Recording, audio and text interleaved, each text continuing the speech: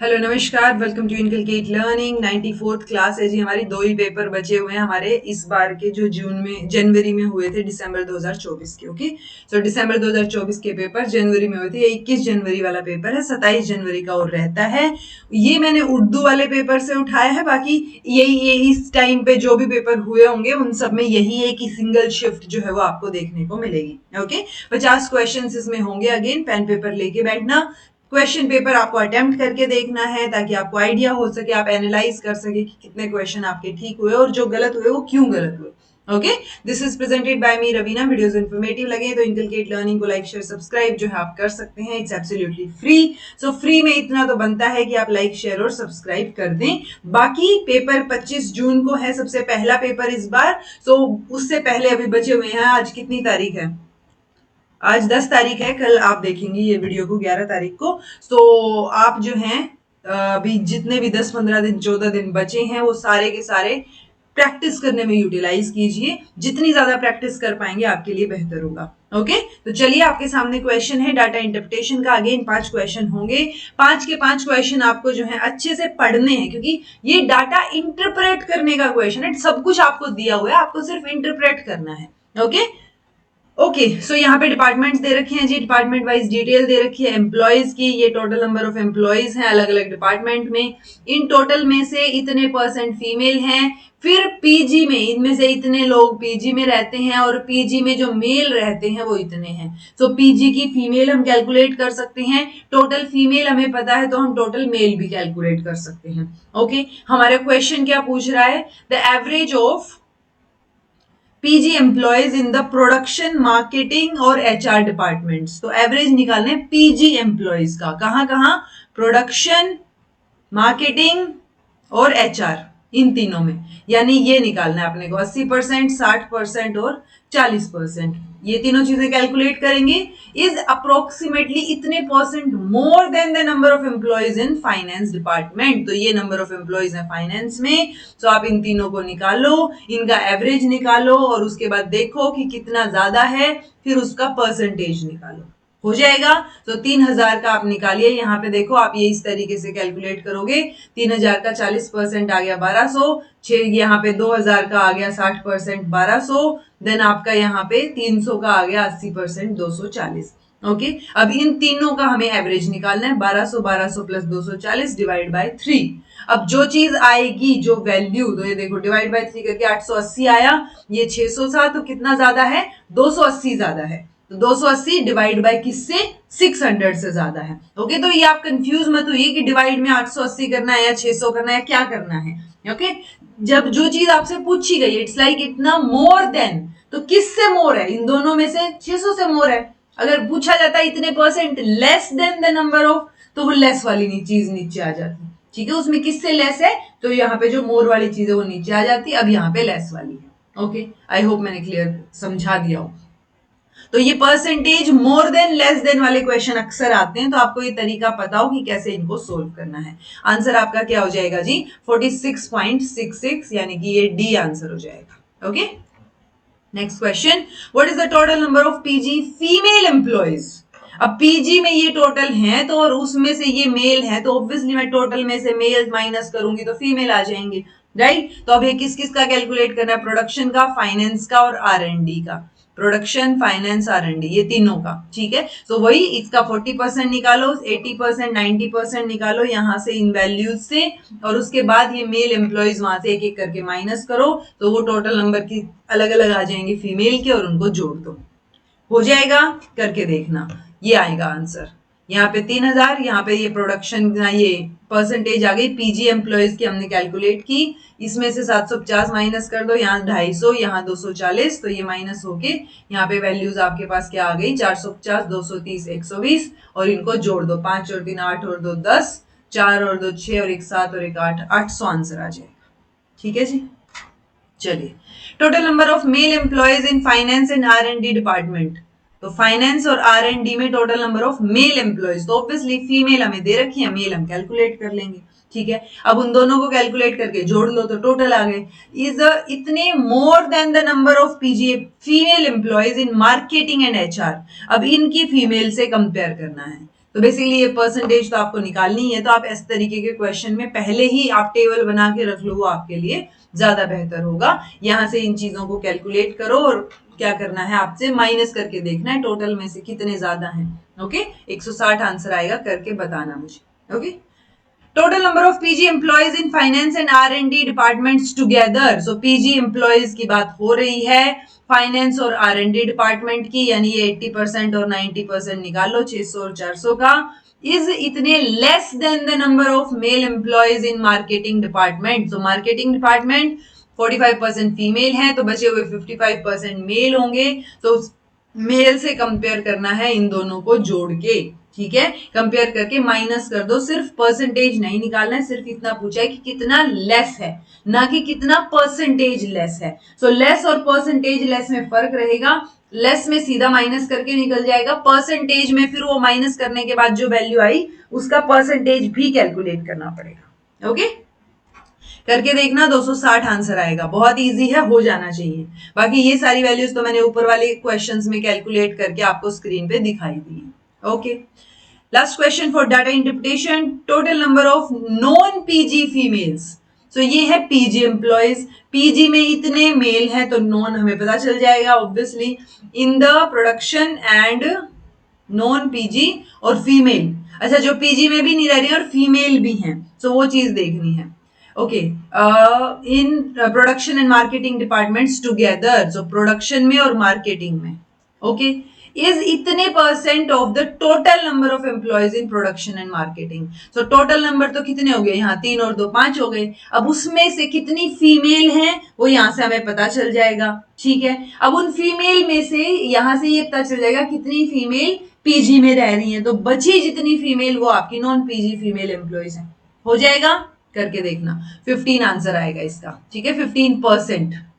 करके देखना, इजी है। ये परसेंटेज तो मैंने ऑलरेडी ऊपर कैलकुलेट कर ही दिया आपके लिए। ओके, चलिए, what among the following can be inferred correctly from EIO mood in fourth figure. तो ये क्वेश्चन बार बार आ रहे हैं इस बार के में, तो हो सकता है अगली बार भी आ जाए इनमें से कुछ, तो आपको ये कॉन्सेप्ट पता हो। EIO, ये मैं कई कॉन्सेप्ट जो है वो यहाँ पे दिए होते हैं। तो AEIO है, यहाँ पे सारे के सारे सब्जेक्ट डिस्ट्रीब्यूटेड है, यहाँ पे सब्जेक्ट और प्रेडिकेट दोनों डिस्ट्रीब्यूटेड हैं, यहाँ पे कोई भी डिस्ट्रीब्यूटेड नहीं होता, और O में जो है वो प्रेडिकेट डिस्ट्रीब्यूटेड होते हैं। किसी बच्चे ने पूछा था कि कैसे इसमें ये डिस्ट्रीब्यूट होगा, डिस्ट्रीब्यूशन वाला कॉन्सेप्ट ऑलरेडी करवा रखा है, जो आपके मोस्ट इंपॉर्टेंट टॉपिक्स थे, या जो रिविजन मैराथन में दूसरी रिविजन, इनफैक्ट दो मैराथन है ना, तो जो दूसरे वाली है, अगर आपने किसी ने पीपीटी या पीडीएफ ली होगी तो उसमें सेकंड वाले में ये चीजें अच्छे से एक्सप्लेन की थी मैंने, सो वो एक बार देखना अच्छे से। ओके, फिलहाल के लिए आप ये याद रखो, AEIO।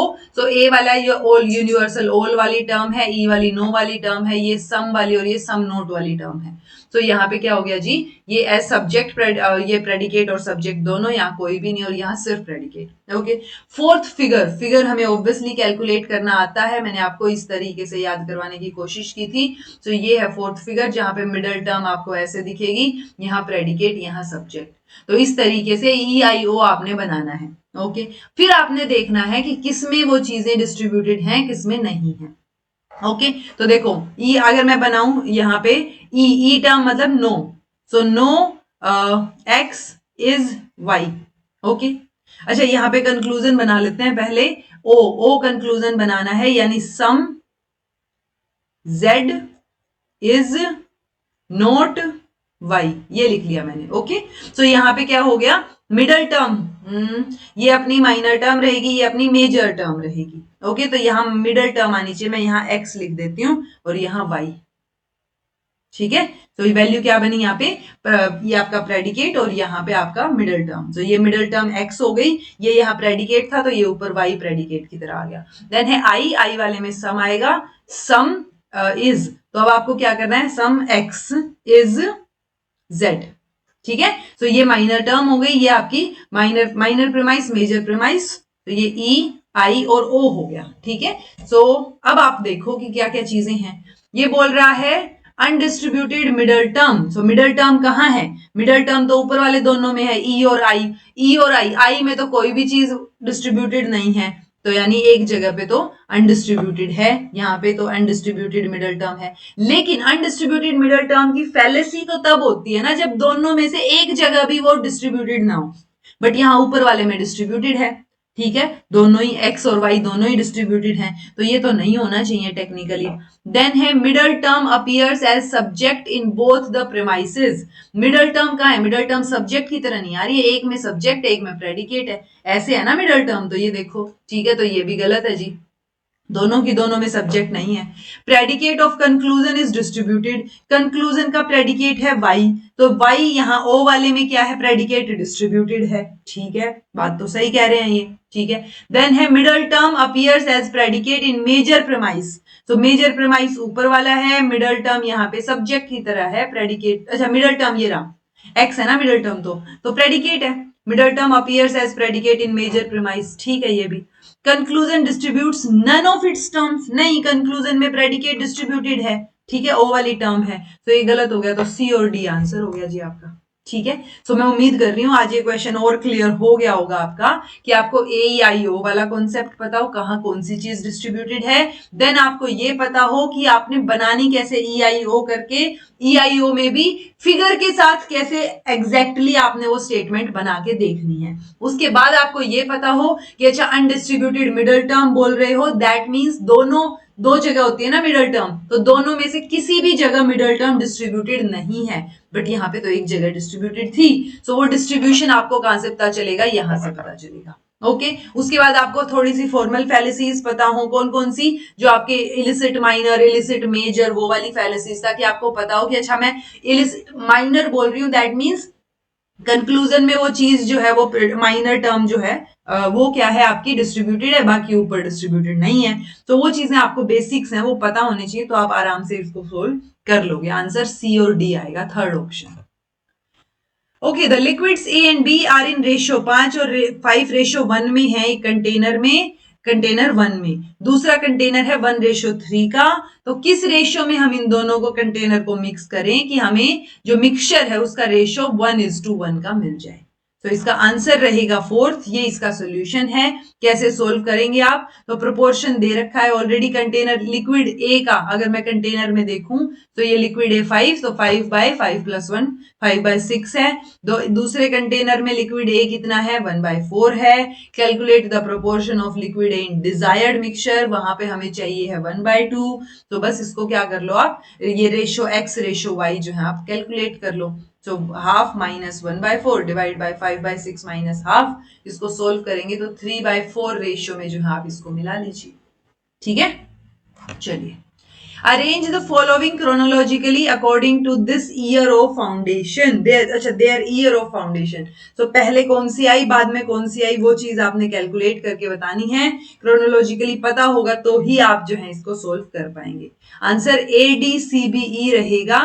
ए पहले Takshashila, then Pushpagiri AD, then Nalanda C, फिर विक्रमशिला, और फिर आपका बी के बाद E Navadweep. Okay, so Takshashila 5th century BC, Pushpagiri जो है डिबेट्स हैं डेट में अगेन, बट नालंदा से पहले है और तक्षशिला के बाद है, ठीक है, ऐसा माना जाता है। नालंदा आपकी 5th सेंचुरी CE में है, विक्रमशिला 8th सेंचुरी, और नवदीप जो है वो रिलेटिवली न्यूअर इंस्टीट्यूशन है, बाद में बना है। तो एटलीस्ट इनकी सीक्वेंस आप ध्यान रख लो, इस सीक्वेंस से आपकी हेल्प हो जाएगी अगर कोई नया क्वेश्चन इस तरीके का आता है तो।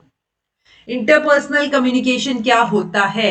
तो इंटर मतलब दूसरे इंसान से आप बात कर रहे हो, तो हाँ फेस टू फेस की बात हो रही है।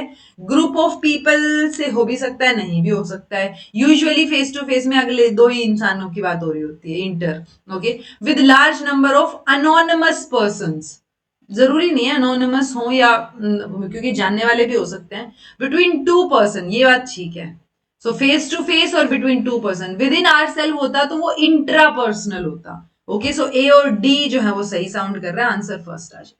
सो इंटर मतलब दो लोगों की बात हो रही है, फेस टू फेस बात हो रही है। Which among the following is a correct claim? Jainas accept Smriti as a source of valid knowledge. ये आपका लोगोश्की, भास्कर, वैशिष्ट का जो है is not in favour of smriti as a source of valid knowledge, Nyaya accept smriti as a source of valid knowledge, और Mimamsa philosophy accept स्मृति। स्मृति यानी सुनने की बात हो रही है, तो ये फर्स्ट स्टेटमेंट जो है वो क्लेम सही है जी, जैन फिलोसफी वाला। ओके, देखो मालवेयर दे रखे हैं, वानाक्राई, स्टुक्सनेट, इमोटैट और पेगासुस। एटलीस्ट आपको ये सारे के सारे मालवेयर रटने की जरूरत है, लेकिन जो मालवेयर एग्जाम में आए हुए हैं पीवाईक्यूज में वो तो कर लो, ठीक है, वो आपकी हेल्प करेगा, कहीं ना कहीं वो इंफॉर्मेशन हेल्प करेगी। तो इनमें से कौन सी चीज क्या है, ट्रोजन कौन सा है, वॉर्म कौन सा है, स्पाईवेयर कौन सा है और रैंसमवेयर कौन सा है, ठीक है। तो आंसर आपका थर्ड होएगा, वानाक्राई जो है वो आपका रैंसमवेयर है, स्टुक्सनेट जो है वो वॉर्म है, देन आपका ये इमोटेट जो है वो ट्रोजन हॉर्स है, और आपका ये पेगासुस जो है वो आपका स्पाईवेयर है। तो एटलीस्ट जासूस टाइप से याद रख लो पेगासुस को। वानाक्राई ऑब्वियसली जब एक रैंसम अमाउंट आपसे मांगा जा रहा है किसी चीज के लिए, आपकी इंफॉर्मेशन के लिए, तो वो रैंसम वेयर है, तो वो you obviously you WannaCry. And Stuxnet जो है वो एक क्या है, वॉर्म है, और इमोटेट जो है वो आपका क्या हो गया, ट्रोजन हो गया। Okay, what is the correct in context of Venn diagram representation of the following? All great scientists are college graduates. Okay, all great scientists are college graduate, यानी ये आपके कॉलेज ग्रेजुएट हैं, ये आपके साइंटिस्ट हैं। Some professional athletes are college graduate, some यानी ये आपके क्या हैं, प्रोफेशनल एथलीट्स हैं जो कि कॉलेज ग्रेजुएट भी हैं। So therefore some professional athletes are great scientists. नहीं, जरूरी नहीं है, हम बता नहीं पाएंगे ओवरलैपिंग है या नहीं है। Overlapping part contain only one region of SPM, overlapping part contain only one region of SP. ये एक तो बार वाली चीज मुझे अभी तक समझ नहीं आई है, आप में से किसी को आई हो तो मुझे जरूर बताना, ठीक है। इसका आंसर फोर्थ रहेगा, place X on the line between two region of SPM and SPM. I really don't know इस क्वेश्चन को मैं कैसे एक्सप्लेन करूं, बिकॉज मैं और कोशिश करूंगी इसको और सर्च करने की, चीजों को समझने की, बट ये बार वाली चीज मुझे समझ नहीं आई है जी। आप में से किसी को आई हो तो प्लीज मुझे बताइएगा, ठीक है। एक क्वेश्चन पहले भी आया हुआ है ऐसा, जैसे एस पी एम बार या एस पी पे दे दिया, एम पे दे दिया, या दोनों पे दे दिया। So I don't know, shed out the reason, I don't know, I don't know, ठीक है। आप में से किसी को पता हो तो मुझे भी बताना। Median of distribution given below, तो मीडियन दे रखा है, वैल्यूज एक्स और वाई की क्या होंगी, if total frequency is 20 are respectively. So total frequency भी दे रखी है, आपको एक्स और वाई की वैल्यू बतानी है, ठीक है। तो कैसे आप इसको कैलकुलेट कर सकते हो, यूजुअली मीडियन आप कैसे कैलकुलेट करते हो, जब 1 2 3 4 5 अगर टर्म है तो बीच वाला होना चाहिए मीडियन, तो बट यहाँ पे वो नहीं है ना, सीक्वेंस में नहीं लगा रखा। ग्रुप्ड डाटा का मीडियन आप अलग तरीके से कैलकुलेट करोगे, तो ये है आपका ग्रुप्ड डाटा का मीडियन का फॉर्मूला। ओके, तो यहां से आप कैलकुलेट कर सकते हो। तो ये आपका 0 से 6 तक 4 है, दूसरा आपने 4 प्लस एक्स मान लिया, 9 plus X, 9 plus X plus Y, और 10 प्लस एक्स प्लस वाई। तो अब ये फॉर्मूला लगा के आप ये आंसर कैलकुलेट आराम से कर लोगे। ओके, तो आंसर आपका क्या आ जाएगा जी, वाई की वैल्यू 6 आ जाएगी और एक्स की वैल्यू 4 आ जाएगी। ओके, सो ये मीडियन का फॉर्मूला आपको पता हो तो आप बेटर तरीके से सोल्व करोगे। ग्रुप्ड डाटा के लिए यूजुअली ग्रुप्ड डाटा पूछा नहीं जाता है, बट यहां दे रखा है तो ग्रुप्ड डाटा का भी अब थोड़ा सा आप याद रख सकते हो। ओके, आंसर आपका बी हो जाएगा। Net neutrality is the principal that all internet dash B treated equally. तो आप इसमें इंटरनेट यूजर्स को इक्वली ट्रीट करोगे, इंटरनेट डाटा इक्वली ट्रीट करोगे, ऑल सर्वर्स और ऑल राउटर्स। आंसर क्या होगा, डाटा, ठीक है। नेट न्यूट्रलिटी इंश्योर करती है कि जितना भी इंटरनेट पे डाटा है be equally treated, so all internet data be treated equally. Okay, NIPA, ICSSR, NAAC और एआईसीटी, तो ये तो इजी होना चाहिए। To promote quality in technical education, तो टेक्निकल के लिए तो नीपा भी है, एआईसीटी भी है। एक सेकेंड रुकिए, नहीं नेप्टल होता है, नीपा नहीं होता, वो टेक्निकल के लिए एआईसीटी ही है। एक्रेडिटेट करने के लिए नेक है, प्लानिंग और मैनेजमेंट के लिए नीपा है, और to promote social science research आपके पास क्या हो गया, आईसीएसएसआर, सोशल साइंस रिसर्च। तो 3 4 2 1 third option. Okay, identify the correct sequence of stages in qualitative data analysis. So organizing the data, data को ऑर्गेनाइज करके कोड करो, कोडिंग के बेसिस पे थीम्स और पैटर्न्स में आइडेंटिफाई करो और फिर उसके बेसिस पे इंटरप्रेट करो जो फाइंडिंग्स आपको मिली है। सो ABCD ही आपका करेक्ट सीक्वेंस रहेगा। Okay, Ravi draws a picture on piece of paper of 5 inch into 4 inch. तो साइज क्या हो गया पेपर का, 5 चौके 20 inch square. Okay, he wants to use a scanner to scan the picture with 500 pixels per square inch. तो हर एक square inch के लिए 500 पिक्सल है, 16 बिट जो है वो कलर है।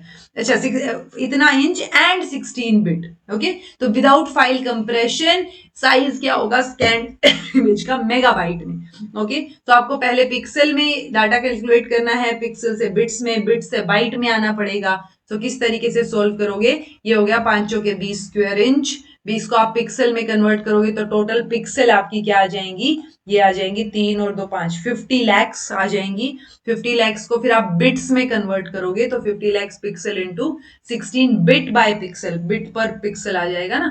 तो ये आपका आंसर बिट्स में आ गया। बाइट्स में कन्वर्ट करोगे तो डिवाइड बाय 8 बिट्स पर बाइट, तो बिट से बिट कैंसिल, ये बाइट में आ गया। और अब आपको इसको मेगाबाइट में भी करना है तो आप इसको डिवाइड करोगे।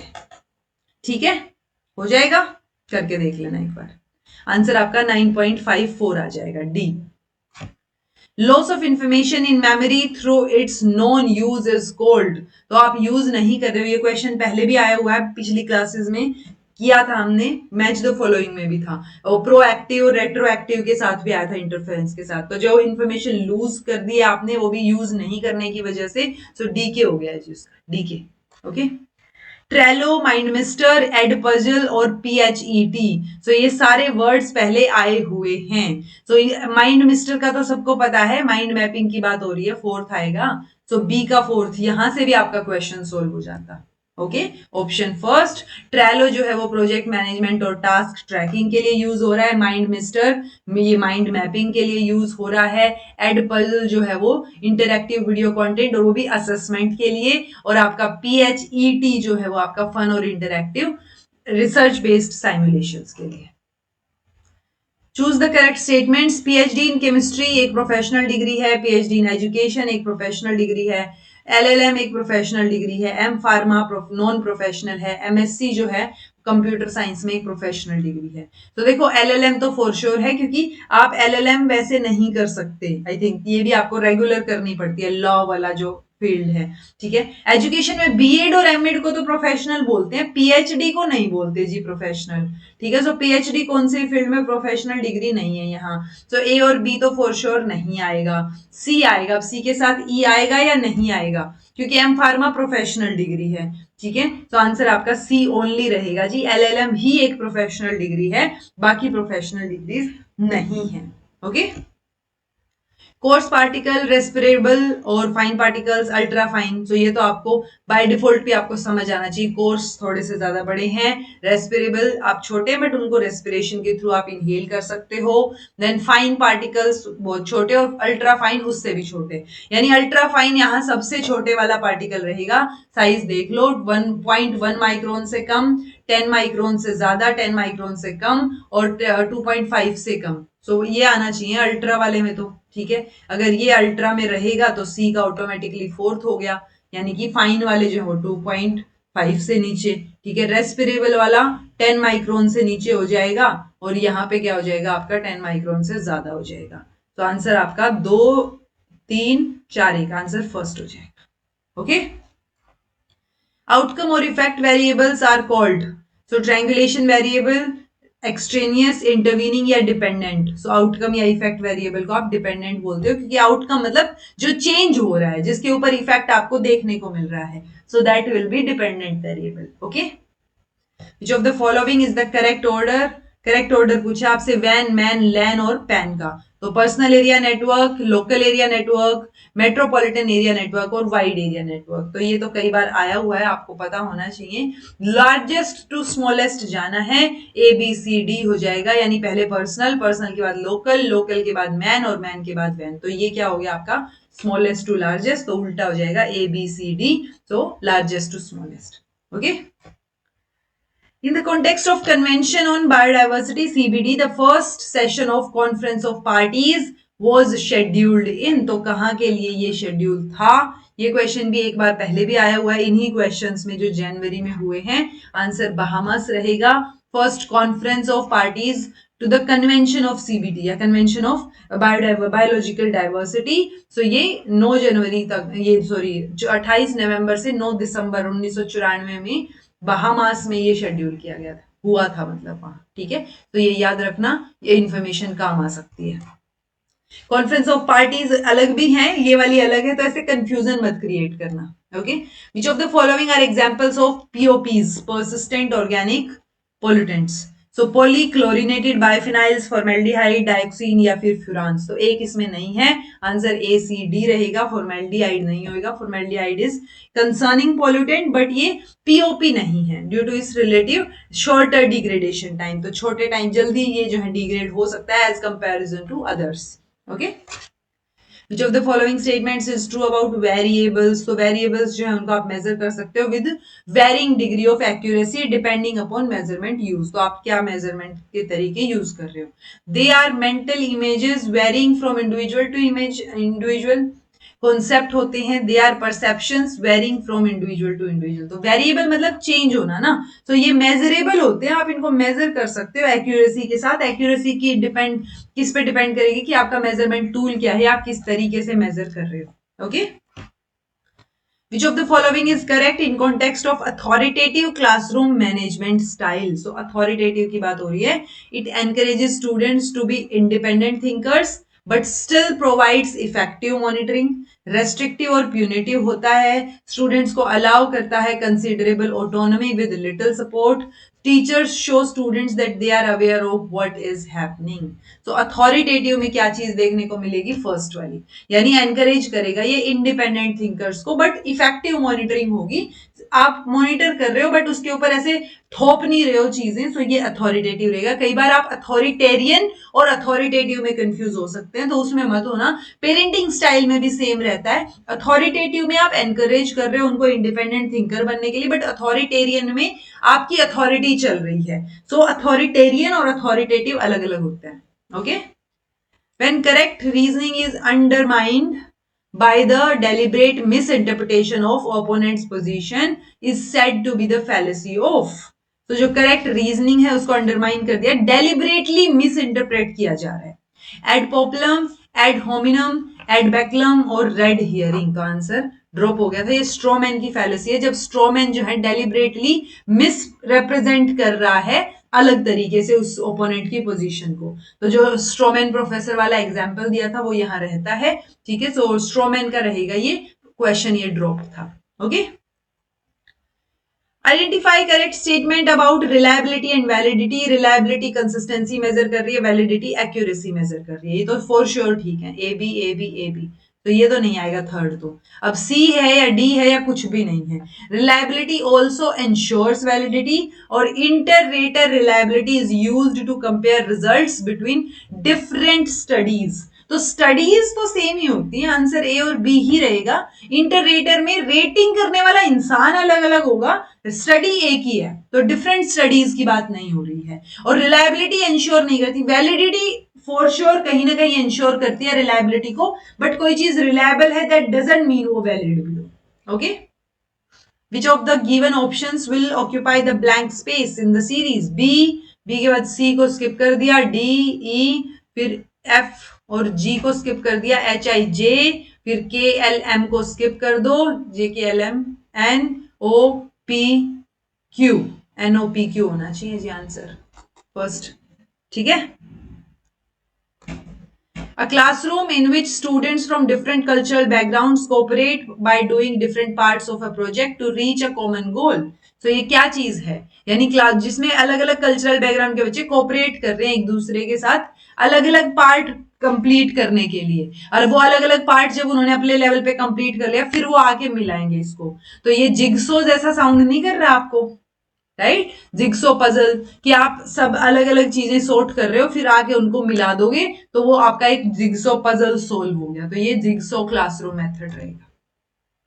What is the correct increasing order of wavelength of following components of solar radiation? तो wavelength आपसे पूछी है, visible, microwave, infra, ultraviolet। तो आंसर आपका DACB रहेगा। अच्छा मैंने यहाँ डाला नहीं क्या, ओके मैंने यहाँ वो शायद फिर मैंने किसी और क्लास में ऐड ऑन कर रखा होगा, DACB, ultraviolet, visible, then infra और देन माइक्रोवेव। ओके ये आपसे पूछा है इंक्रीजिंग ऑर्डर ऑफ वेवलेंथ में। सो वेवलेंथ और एनर्जी और वो कंफ्यूजन मत क्रिएट करना, उल्टा होता है ये, ठीक है। सो वेवलेंथ इंक्रीजिंग वेवलेंथ में ये वाला आंसर सही है। A man travels third fifth of a distance AB at a speed of 3a and remaining at the speed of यानी 3/5, तो बचा कितना 2/5।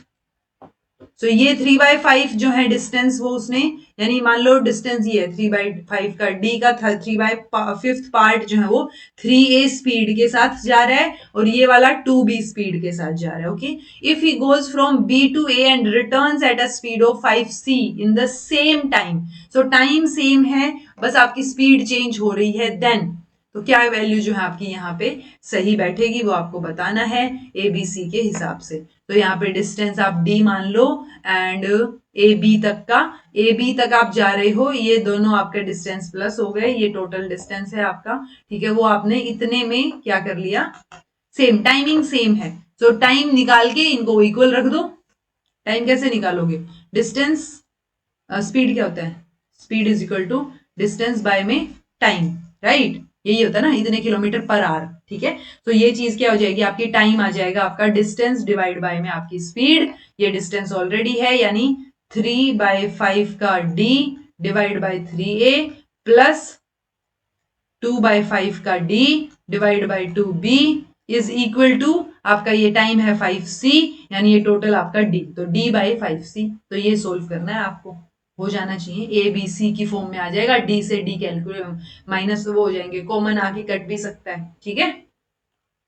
तो आंसर आपका कैसे रहेगा ये देख लो, आंसर आपका थर्ड रहेगा, ठीक है। ये टाइम फर्स्ट का जो मैंने अभी अभी बताया आपको 3/5 ऑफ, इन्होंने यहाँ में ए बी मान रखा है, आपने टोटल ए से बी तक का डिस्टेंस मैंने डी मान लिया था। सो एक ही बात है, आप डी मान के कर लो चाहे ए बी मान के कर लो, कंफ्यूजन मत क्रिएट करना। Okay so A B B A distance same है ही, दोनों का सेम डिस्टेंस है, सेम टाइम में आप पहुंच रहे हो एक तरीके से। ओके तो आपको स्पीड जो है वो वेरी करेगी, जब आप कॉमन निकाल के चीजें कर करा दोगे तो आपका आंसर ये आ जाएगा। Okay chronological order of the normative theories is, तो नॉर्मेटिव थियरीज दे रखी है यहाँ 4, उनके जो है क्रोनोलॉजी आपने बतानी है क्या रहेगी।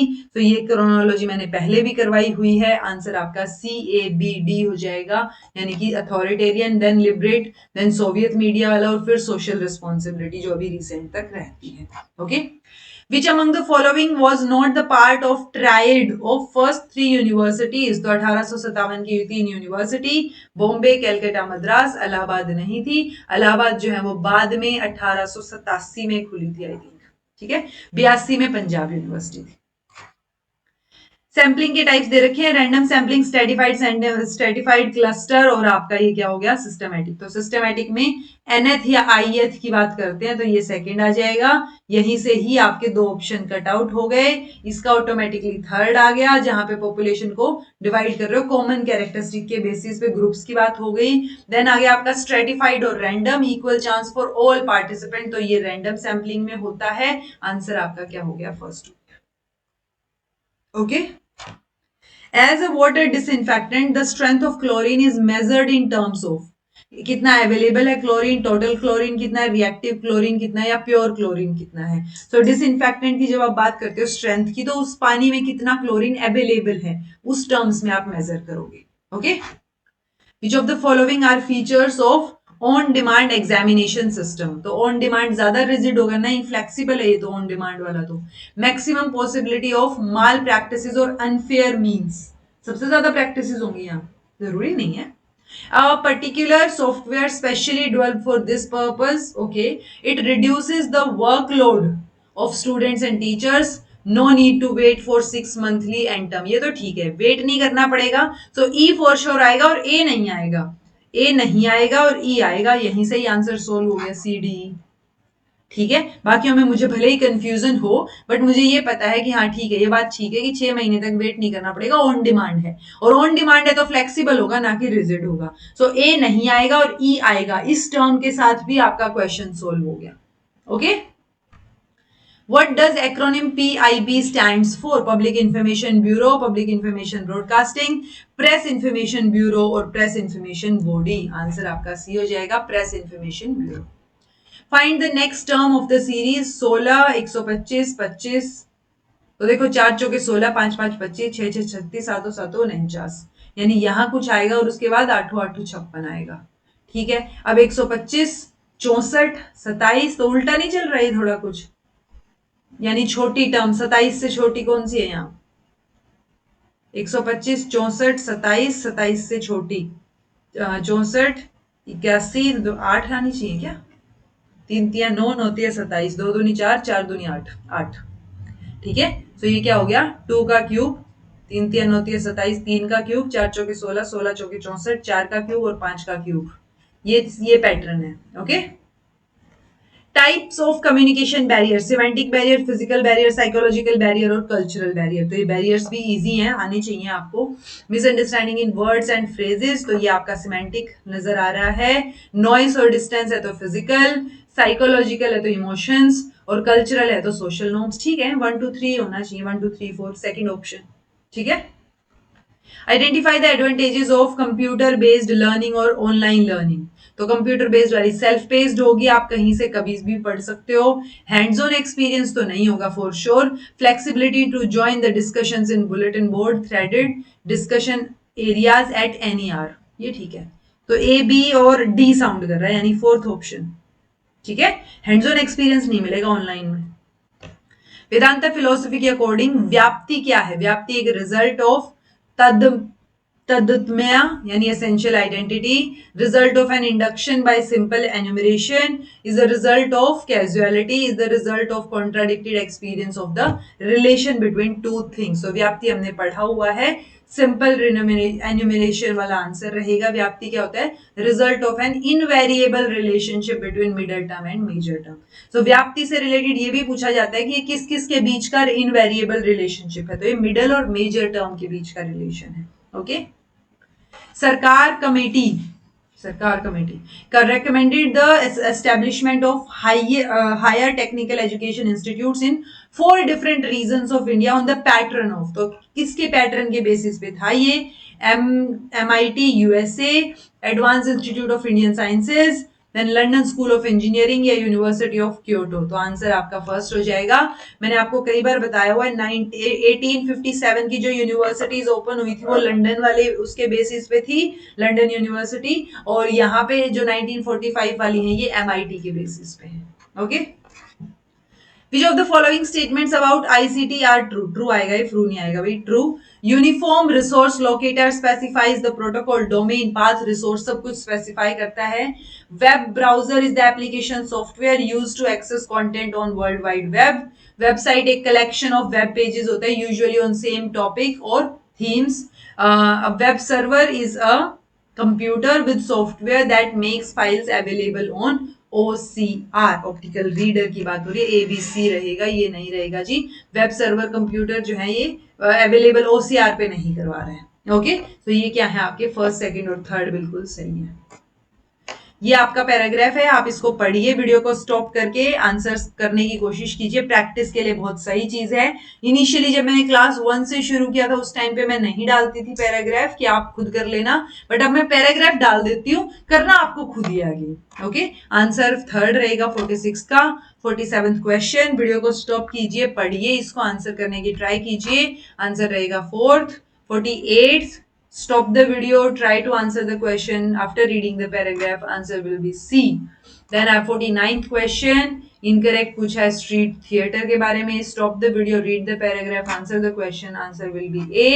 50th question, last question for today's exam. तो ये आपका जो है क्या रहेगा आंसर इसका? सेकंड. ठीक है जी.